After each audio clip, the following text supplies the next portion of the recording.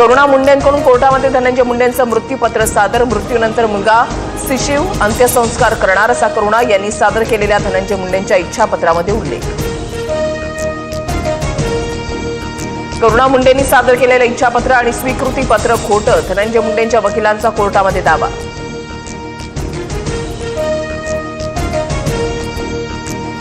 कोकाटेंच्या विधानाच्या 24 तासानंतरही अजितदादा अनभिज्ञ. कोकाटे नेमकं काय बोलले माहिती नाही. अजितदादांची प्रतिक्रिया.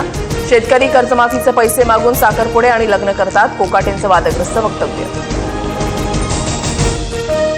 पुण्यातील ईश्वरी भिसे मृत्यू प्रकरणी चौकशी अहवालानुसार कारवाई होणार. दोन्ही मुलींचा उपचारांचा खर्च मुख्यमंत्री सहायता निधीमधून करू, मुख्यमंत्री फडणवीसांचं आश्वासन.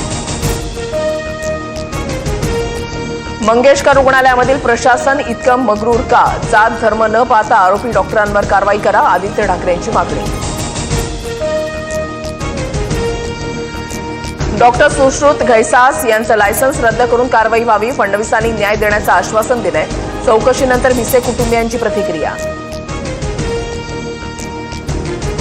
दीनानाथ मंगेशकर रुग्णालय आता कोणत्याही रुग्णाकडून अनामत रक्कम घेणार नाही. दीनानाथ मंगेशकर रुग्णालयाच्या विश्वस्त बैठकीमध्ये ठराव.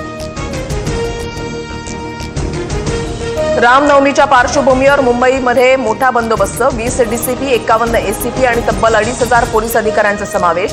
एसआरपीएफच्या 9 तुकड्याही अनेक ठिकाणी तैनात असणार.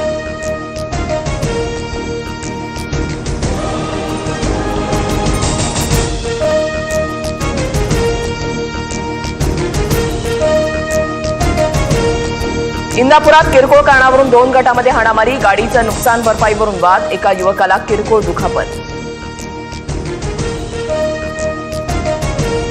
महाराष्ट्राला अवकाळी आणि गारपिटीनं झोडपलं. रायगड जिल्ह्याला सर्वाधिक फटका. जळगाव, बुलढाणा, परभणीसह धुळ्यामध्ये नुकसानामुळे शेतकरी हवालदिल.